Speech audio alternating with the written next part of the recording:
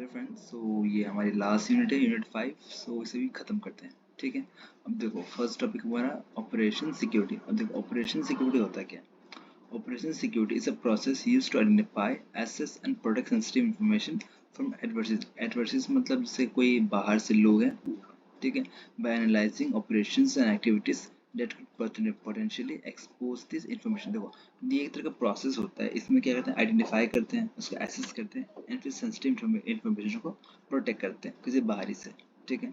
Next में क्या है, this the object methodology involves. अब देखो, इसमें कौन कौन सा प्रोसेस होता है। अब देखो, अगर चाहें तो आप इसमें एक तरह से प्रोसेस से डायग्राम बना के लिख सकते हैं। क्या होता है, continuous risk assessment, vulnerability analysis and implementation of appropriate countermeasures। ठीक, ये मतलब तीन मेन होते हैं इसमें। कौन कौन से मेथोडोलॉजीज यूज होते हैं इसमें, ठीक है। एक continuous risk assessment, vulnerability analysis and implementation of appropriate countermeasures, ठीक है। क्यों होता है, to minimise information leakage and operation exposure, ठीक है। देखो, इसका मेन पर्पज क्या है, सी आई अगर पढ़ा हो तो यूनिट फर्स्ट एंड सेकंड में ही है। कॉन्फिडेंशियलिटी, इंटीग्रिटी एंड अवेलेबिलिटी, मैंने ऑथेंटिकेशन एक्स्ट्रा ऐड किया है। अब देखो, तीनों का डेफिनेशन लिख लेना, ठीक है। उससे थोड़ा लॉन्ग हो जाएगा। एंड बाकी नेक्स्ट में 3 पॉइंट्स और दिए हैं। इसमें क्या मतलब पर्पस क्या होता है इसका, prevent inadvertent disclosure of critical information. देखो, मतलब जैसे अननेसेसरी डिस्क्लोजर, ठीक, इससे समझ लो। नेक्स्ट में क्या है, आइडेंटिफाई वल्नरेबिलिटीज, मतलब जो आपका सिस्टम है उसमें कौन कौन सा वीक फ्लॉस है। अगर ये याद नहीं होता तो ये देना, फ्लॉस याद रखना, ठीक है। वीक पॉइंट्स के लिए फ्लॉस रख लो सिस्टम में, ठीक।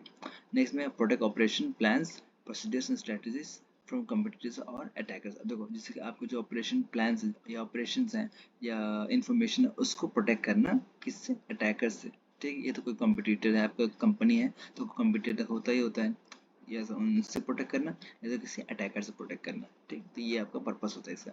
जो इसका कुछ प्रोसेस बुक होता है, ठीक है। स्टेप बाय स्टेप देखते हैं। पहला क्या है, आइडेंटिफाई क्रिटिकल इन्फॉर्मेशन। मतलब इसमें हम लोग क्रिटिकल इन्फॉर्मेशन मतलब एनालाइज करते हैं। इसमें होता है क्या, recognising sensitive data that if disclose could compromise operation. देखो, मतलब ऐसे डेटा जो मतलब अगर लीक हो जाते हैं तो हमारे सिस्टम के लिए बहुत ज़्यादा हार्मफुल हो सकते हैं, ठीक है। तो उस क्रिटिकल इन्फॉर्मेशन उसे कहते हैं। तो फिर आइडेंटिफाई करते हैं। नेक्स्ट में क्या है, एनालाइज थ्रेट्स। अब उसके बाद हम लोग थ्रेट्स एनालाइज करते हैं, मतलब determine who might be interested in the information, मतलब हमारी इन्फॉर्मेशन में कौन कौन मतलब ज़्यादा इंटरेस्टेड हो सकते हैं, ठीक है। नेक्स्ट में कौन है, एनालाइज वल्नरेबिलिटीज। अब देखो, इसमें क्या है, वल्नरेबिलिटीज को एनालाइज करना। वल्नरेबिलिटीज मतलब वीक पॉइंट, जो मैंने यहाँ पे बताया हुआ था, ठीक है। इसमें वीक पॉइंट्स एनालाइज करते हैं एंड चेक करते हैं कि कहाँ कहाँ से वो एक्सपोज हो सकता है, ठीक है। नेक्स्ट में क्या है, एसेस रिस्क। अब इसमें क्या हो सकता है, evaluate the probability and impact of each threat exploiting a vulnerability, ठीक है। तो एसेस रिस्क मतलब जैसे कि उस प्रोबेबिलिटी को हम लोग एनालाइज करते हैं कि मतलब इस रिस्क का क्या प्रोबेबिलिटी है कि ये रिस्क यहाँ पे आ सकता है कि नहीं आ सकता, ठीक है। देखो, एज लास्ट में क्या, अप्लाई काउंटर मेजर्स। तो इसमें क्या है, implement policies, training and technical solutions to mitigate risk. मतलब जो रिस्क होते हैं उसको मिनिमाइज करने के लिए, कम करने के लिए जो हम लोग पॉलिसीज अपनाते हैं, ट्रेनिंग करते हैं या टेक्निकल सॉल्यूशन यूज करते हैं, ये हमारे काउंटर मेजर्स होते हैं। अब देखो, चाहो तो आप इसको एक मतलब प्रोसेस में लिखते एक डायग्राम बना लो। First identify, next analyse threats, फिर वल्नरेबिलिटीज, फिर रिस्क, लास्ट में काउंटर मेजर। फिर एक लूप लगा देना, चाहो तो एक और पॉइंट लगा देना यहाँ पे सर्विस का, ठीक है। नेक्स्ट में क्या, ऑब्जेक्ट सर्विस। अब इसमें क्या होता है, ए सिस्टमेटिक रिव्यू, ये मतलब एक सिस्टमेटिक रिव्यू होता है जिसमें क्या, organisation activity organisation activities, procedures and systems to identify potential vulnerabilities. मतलब ये एक तरह का रिव्यू होता है ऑर्गेनाइजेशन के एक्टिविटीज या उनके सिस्टम्स का, जिसमें हम लोग चेक करते हैं कि उसमें कौन कौन सा पोटेंशियल वल्नरेबिलिटीज है या वीक पॉइंट्स है, ठीक है। इसमें होता है क्या, it aims to identify weakness in policies. मतलब ये पॉलिसीज है उसको वीकनेस आइडेंटिफाई करता है, ठीक है। जो बाकी जैसे कि एक्सटर्नल अटैकर्स वगैरह कंपनीज में एक्सप्लॉइट करके हमारे ऊपर मतलब क्या बोलते हैं उसको, एडवांटेज ले सकते हैं, ठीक है। नेक्स्ट में क्या है, object service assess how critical information is handled, process, transmit and store. ये एक तरह का प्रोसेस हैंडल करता है, मतलब जैसे कि इन्फॉर्मेशन को कैसे हैंडल किया जाता है, कैसे प्रोसेस किया जाता है, कैसे ट्रांसमिट एंड स्टोर। अब तो इसका एक डायग्राम बना सकते हैं कि उसको मतलब हैंडल करना, फिर प्रोसेस करना, ट्रांसमिट करना एंड स्टोर। बाकी हैंडल करना पता ही, हैंडल क्या होता है, प्रोसेस क्या होता है, ट्रांसमिट एंड स्टोर आपको पता ही क्या होता है क्या, ठीक है। नेक्स्ट में इसका पर्पस क्या होता है, identify where critical information might be expose, मतलब चेक करते हैं कहाँ पे एक्सपोज हो सकता है, ठीक। नेक्स्ट में क्या है, recommend corrective actions to mitigate and, मतलब इसमें मेन नेक्स्ट पॉइंट में दिया है करेक्टिव एक्शंस कह लो, तो मतलब काउंटर मेजर्स हम लोग चेक करते हैं कि वहाँ पे किस काउंटर मेजर से उसको हम लोग रिस्क को मिनिमाइज कर सकते हैं, ठीक है। नेक्स्ट में क्या है, ऑब्जेक्ट प्लानिंग। अब देखो ऑब्जेक्ट प्लानिंग क्या होता है, ऑपरेशन सिक्योरिटी की प्लानिंग। तो इसमें होता है क्या, the process of integrating object into operation plans and day to day activities. देखो ऑब्जेक्ट तो समझ में आ गया, लेकिन उसको हम डे टू डे लाइफ में कैसे इंप्लीमेंट करते हैं ये आपको ऑब्जेक्ट प्लानिंग बताता है, ठीक है। देखो इट इन्वॉल्व्स आइडेंटिफाइंग, अब देखो ये पे एक बन गया, ठीक है, प्रोसेस की तरह।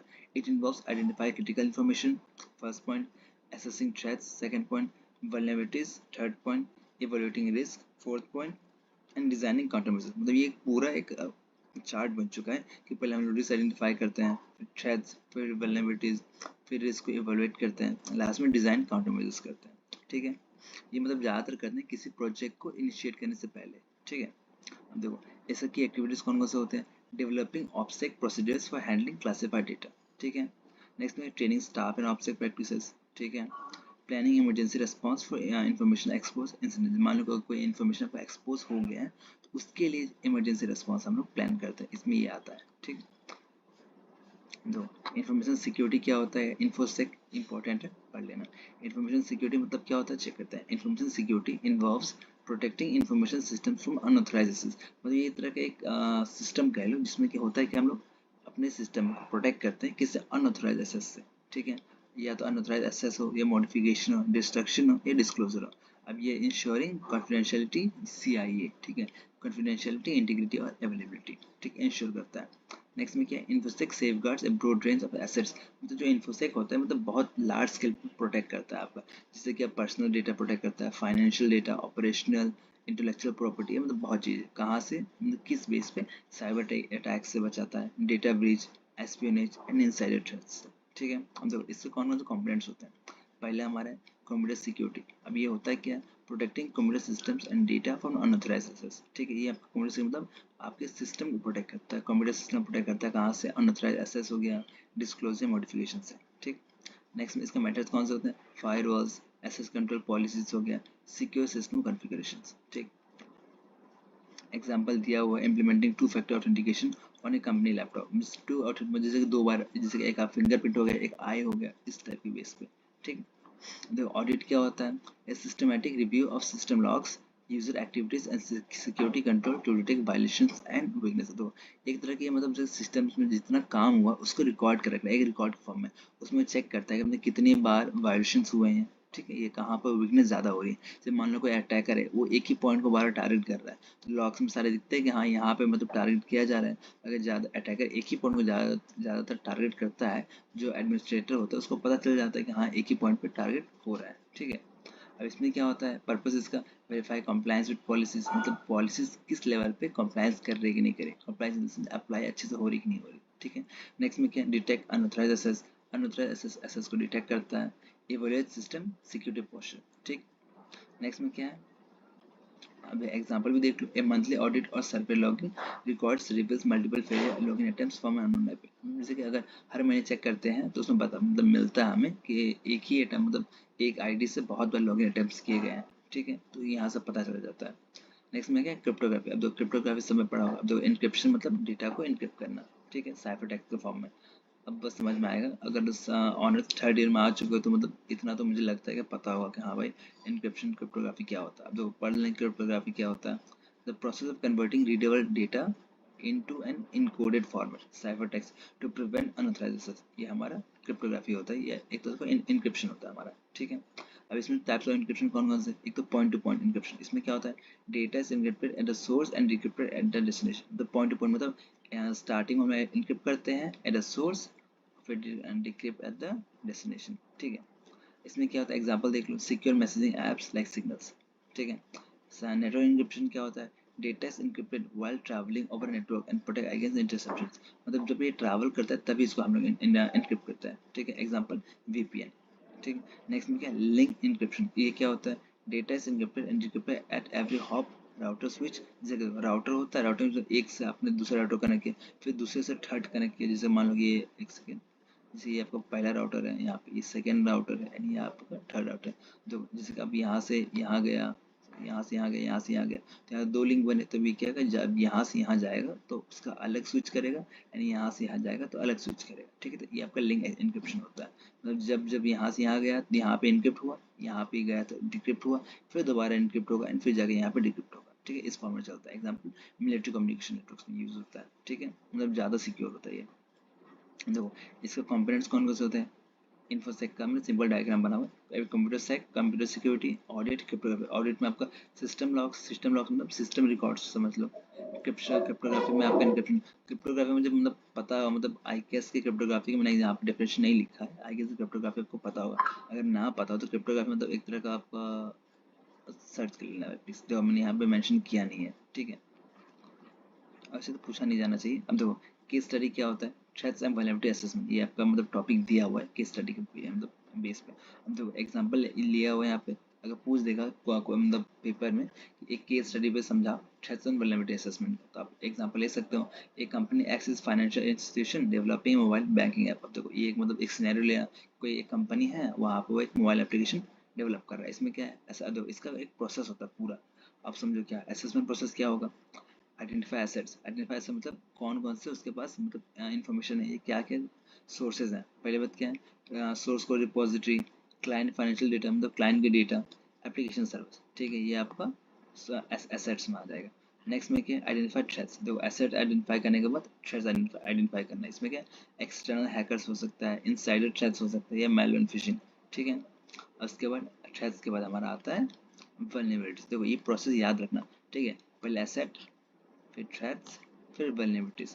वल्नरेबिलिटीज मतलब कितना वीक पॉइंट्स फाइंड करना, ठीक है। वीक ऑथेंटिकेशन, मोबाइल ऐप में कोई वीक ऑथेंटिकेशन है, उससे क्या होगा, हैकर आपका आईडी एंड पासवर्ड आराम से पता कर सकता है, ठीक है। या अनपैच सर्वर्स हो गया, no intrusion detection system. Intrusion detection system important है, 2 नंबर में पूछा जा सकता है कि इंट्रूजन डिटेक्शन सिस्टम होता क्या है, ठीक है। ये मैंने यूनिट सेकेंड में मेंशन किया हुआ कि होता क्या है, ठीक। देखो एसेस रिस्क क्या होता है, हाई रिस्क ऑफ फाइनेंशियल। देखो एसेस रिस्क में जो रिस्क होता है उसको मैं मतलब चेक करता है कि मतलब कितना मतलब हाई रिस्क है कि लो रिस्क। अब देखो हाई रिस्क मतलब क्या, high risk of financial data breach way weak app log. जैसे मतलब अगर फाइनेंशियल डेटा अगर लॉस होता है तो बहुत ज़्यादा तो हाईली रिस्की है वो। एंड अगर जो मान लो कि अगर सर्वर से बहुत पुराना सर्वर उसमें से एक दो डेटा लीक भी हो जाता है तो उतना मैटर नहीं करता, वो आपका मॉडरेट रिस्क होगा, ठीक है। तो मतलब चेक करता है कि रिस्क आपका हाई है, मॉडरेट है, लो है, ठीक है। उसके बाद पता करने के बाद लास्ट में अप्लाई काउंटर अप्लाई कर देता है, ठीक है। इसमें क्या होता है, जिसके एग्जांपल दिया हो, implement multi factor authentication for app login. Multi factor authentication मतलब जैसे कि एक बार ना हो कि जैसे एक ओटीपी से कर ले, एक फिंगरप्रिंट से कर ले, एक आई से कर ले, इस फॉर्मेट में, ठीक है। नेक्स्ट में क्या है, पैच एंड अपडेट सर्वर, मतलब आपका जो सर्वर है उसको अपडेट करते रहना, ये है। नेक्स्ट में क्या है, install intrusion detection system and prevention system, मतलब ये पूरा दिया हुआ है, डिटेक्ट करना और उसका फिर प्रिवेंट करना, ठीक है। ओके अब देखो ये पूरा उसका लाइफ साइकिल दिया हुआ क्या है। देखो फर्स्ट से क्या है, threat and vulnerability life cycle, ठीक। ये आपका हेडिंग है, ठीक।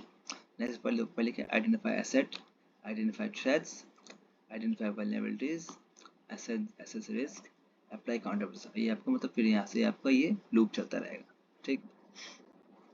देखो अब इसमें क्या है, कंक्लूजन में लास्ट में क्या था, OPSEC protect sensitive operation data by identifying and closing vulnerabilities in process and activities.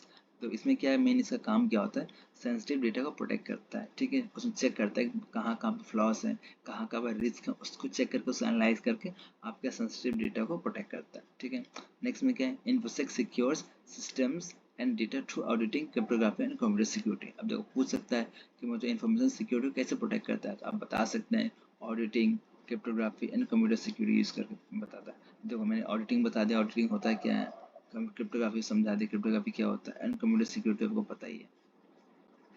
Next में क्या, threats and vulnerabilities assessments, identify risk and guide implementation of safeguards. तो इसमें क्या है, जो थ्रेट्स होता है, ये वल्नरेबिलिटीज होता है, उसको चेक करता है मतलब कहाँ का थ्रेट्स हो सकते हैं, कहाँ का वल्नरेबिलिटीज हो सकते हैं, ठीक है।